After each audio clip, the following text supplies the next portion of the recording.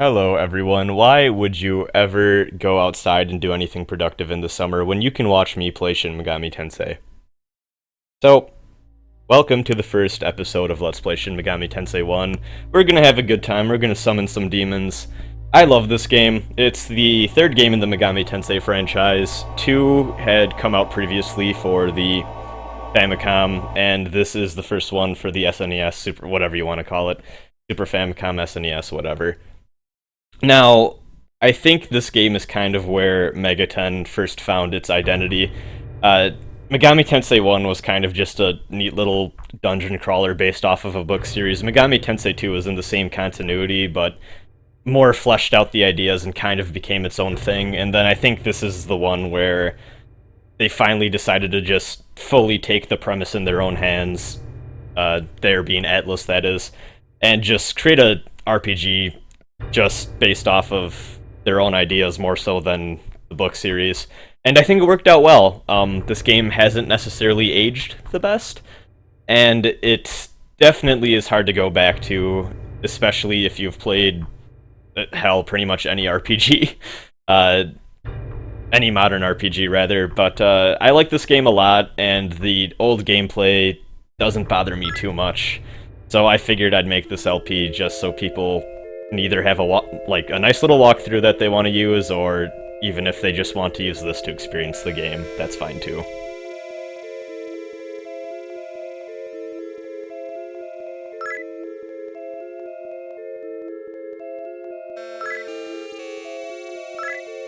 Going to be going with some default names that you can find within various side materials for this game. Every character, or every nameable character rather, has like 5 or 4 different names that you can find in like Player's Guide or art books or whatever, and I'm just gonna pick and choose the ones I like the most. So for the main character, I chose Kazuya, like that name a lot. And for all these characters, there's gonna be 4 of them. You have to select their stats at the start here, so I'm gonna tell you right off the bat, you can pretty much do anything you want. To be honest, I've done a lot of different builds on different playthroughs. Just avoid luck and avoid magic.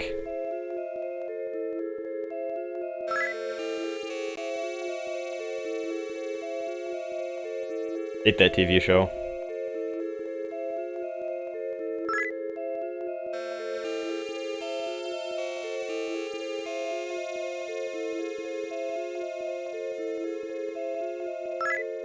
So if you are unfamiliar with the Shin Megami Tensei series as a whole, that warning there is more important than you might think. A large part of this game has to deal with morality choices, and I'm going to do my best to be as comprehensive as possible in order to show off all of those different outcomes for character choices.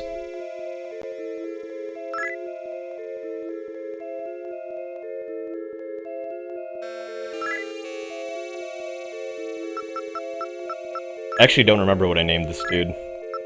It's been a while since I recorded. Oh, okay, now I remember. So forgettable that I just forgot what I named him.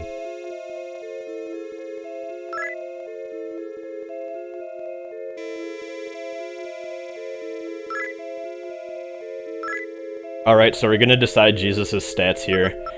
He's gonna be mostly our magic guy, so just put a shit ton into magic. And put a few in Vit, mostly because he tends to be kind of squishy, but I'm gonna avoid that if possible. Speed is actually pretty damn important.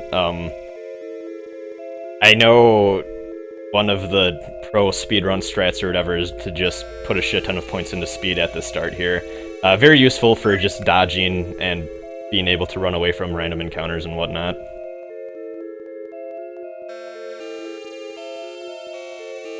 I really enjoy the Dreamscape sort of trippy acid thing going on here. It makes for a very interesting and unique beginning to this game. I guess a lot of RPGs start off with a weird little sort of trippy out there beginning that you don't really understand until later, but the fact that it actually has you walking around and going through corridors and stuff makes it pretty neat for the time, I think. As you can see, our main character does not have any magic points, but our friend Yuji does. That's because we can't use magic, but all the other human characters can. We just suck.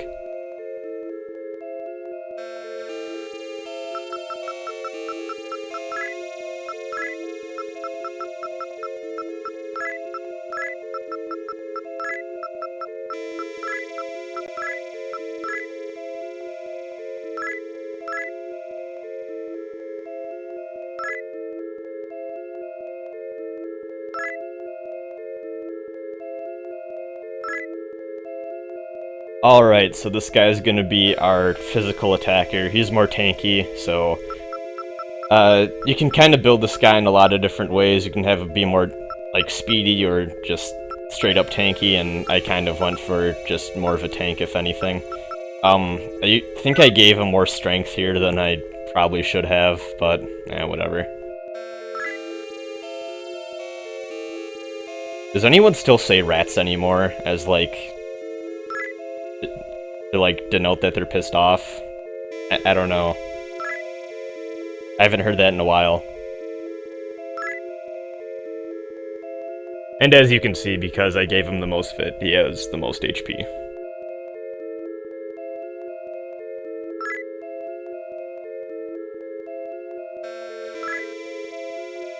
You know, people say that, like, SMT mainline is more hardcore than Persona and shit, but we already have the first hot spring scene, so...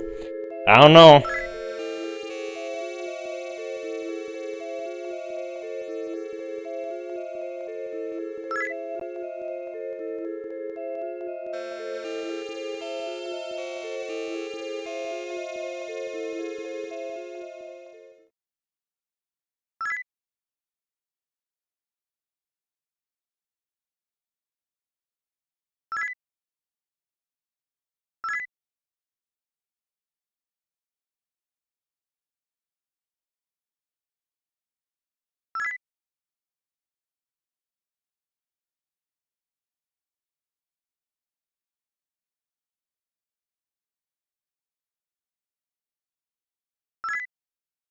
Better run out the door with toast in my mouth.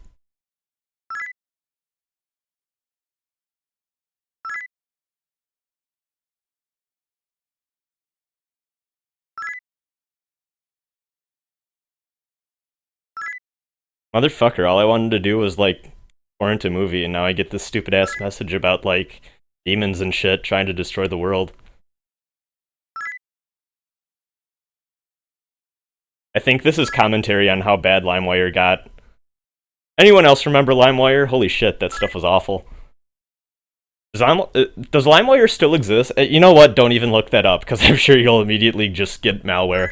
Good times, good times.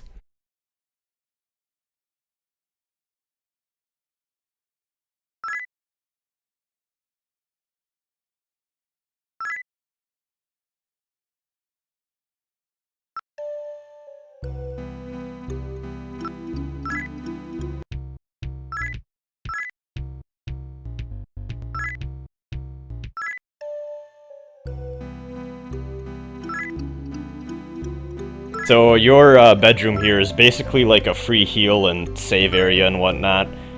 You can pretty much just rest here for free and get all your HP back and just heal up right away. It's pretty nice.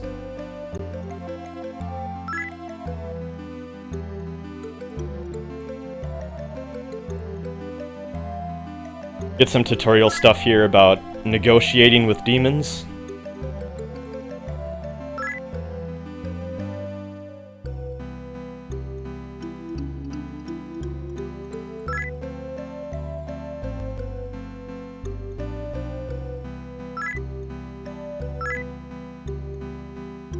Probably the most strange README file I've ever seen in my life.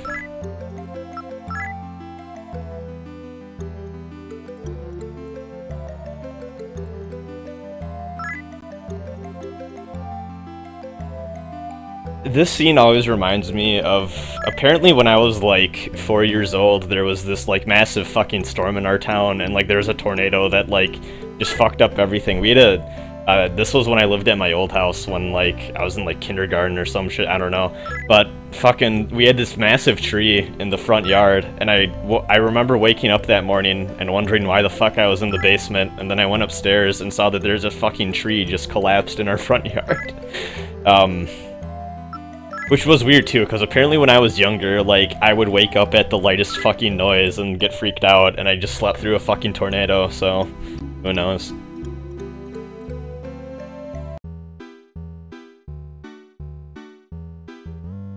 Dog.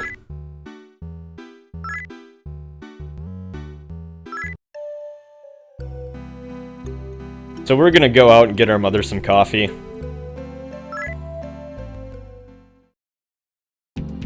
I can't think of any other RPG that starts off with this first important quest. But we're gonna go visit the neighbors real quick, you know, classic video game thing of just breaking into people's houses without knocking.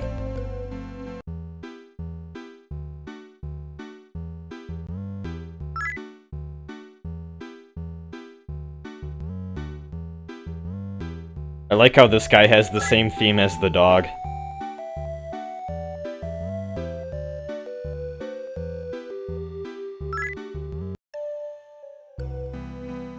You know, if some random fuck just walked into my house and asked to see my daughter, I'd be more concerned than that, but okay.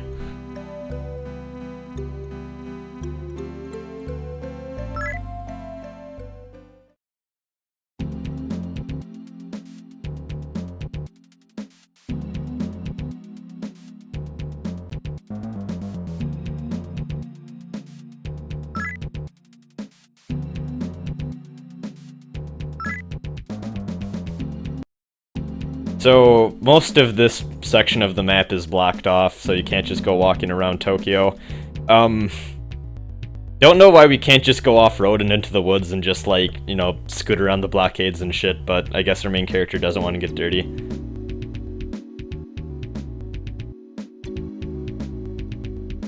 Alright, so we made it to the cafe. This little mall area here, or I think in the iOS version they call it an arcade or something. Not too tricky to maneuver, just keep walking around and eventually you'll find where you need to go. It's not a very complex layout. You do not have any sort of mapping function yet, but to be fair, you don't really. And there's the lady from our dream.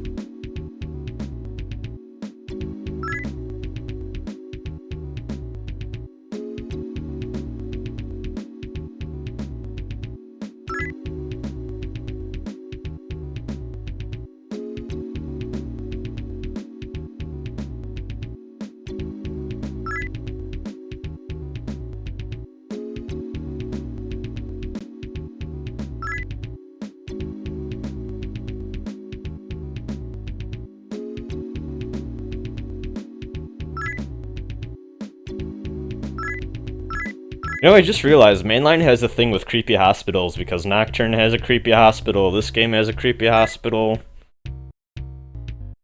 Like we're in Silent Hill. You guys ever wondered why Silent Hill has like 5 different fucking hospitals? Like it's just supposed to be this tiny rinky-dink town? Like, shit.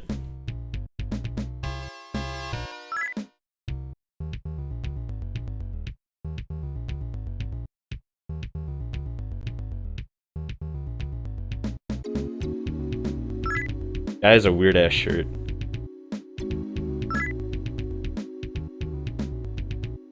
Well, let's go investigate Crazy Guy with a Knife.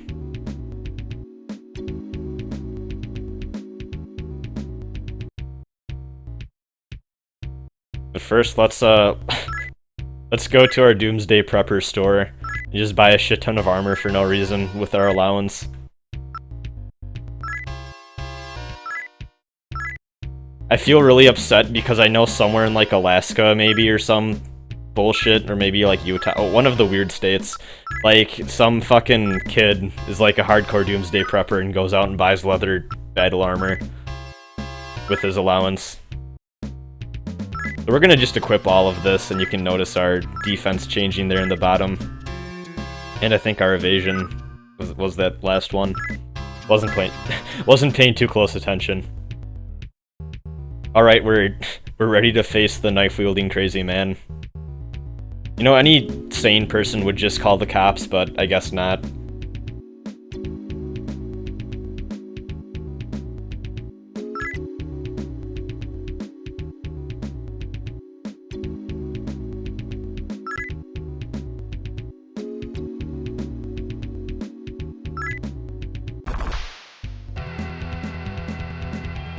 Well, that's not very nice.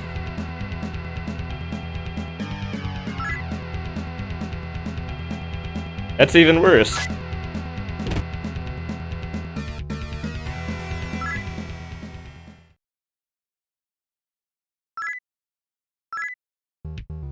Well, so now that we have basically pinned ourselves guilty of this man's murder because we picked up a fucking item related to the crime scene, we can walk away. So you always take a little bit of damage there.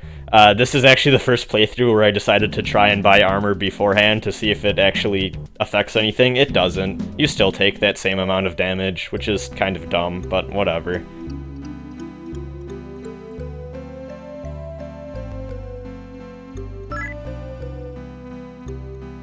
Sorry, Mom, I just saw a man get his throat ripped out by a demon. Let me just go back to my room and update my MySpace.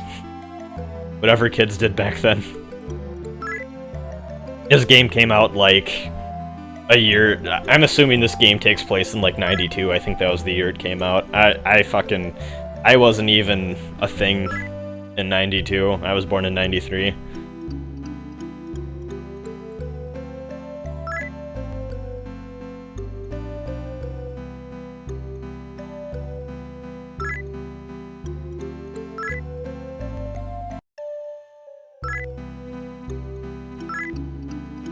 I've always wondered, though, what the fuck the internet was like, because I'm pretty sure people were not sending each other demon summoning programs.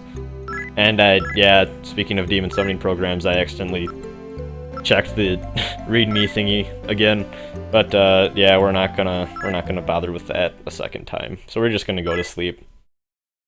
Just sleep off the fact that we saw a man get violently murdered, and we left the body there without calling the police or informing anyone what we saw.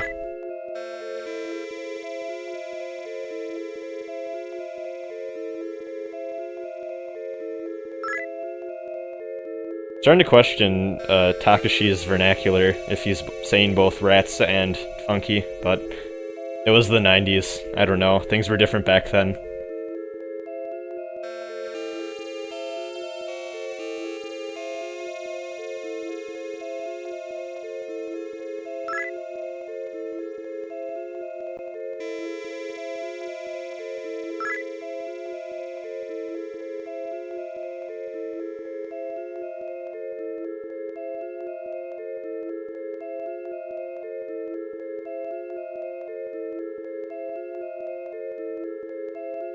Speaking of Silent Hill, look, it's twin pyramid head.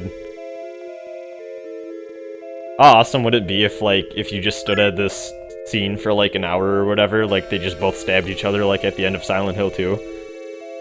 And you got, like, a secret ending or some shit?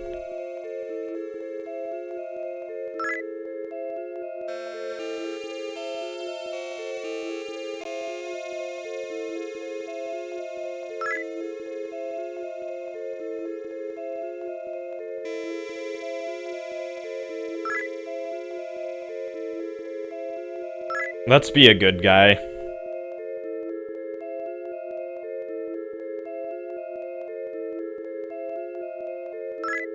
We outnumber them, though. We could like... we could surround one and then take said big-ass sword and try to stab the other one.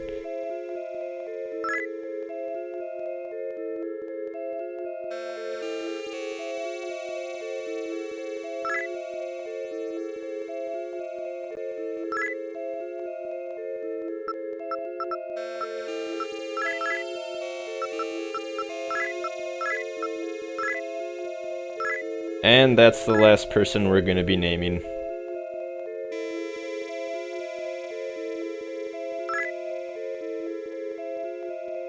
I also love how the demon worshipper dude is the one who says, "Oh my god." Like, You think he would say, like, oh, my Satan, or, well, Lucifer in this game, but, yeah. Maybe they're just, like, those edgy, like, middle schooler kids who are like, oh yeah, I worship Satan, and, like, go to Hot Topic and have invaders in backpacks and play DMC Devil May Cry and shit.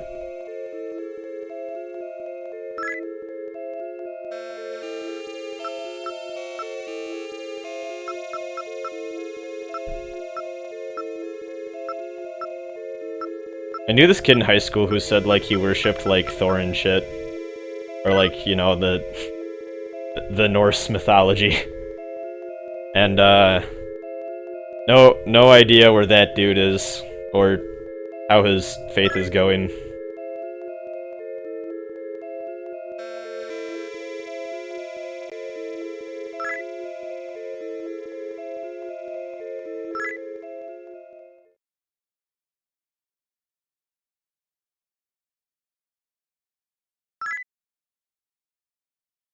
Sleeping in because we have multiple days off.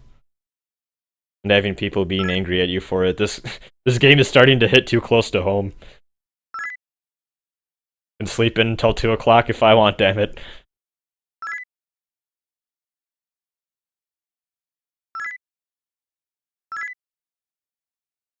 Alright, so now we have our mapping function, which, I downloaded a very nifty patch that I recommend for anyone who wants to play this game, where, in SMT2 and onwards, you can just hit L or R, and it brings up your map, and I downloaded a patch that someone made that basically does that for SMT1, so it saves you from going through, like, 3 different menus just to access your map. You can just hit a shoulder button. But that's gonna be it for the first episode.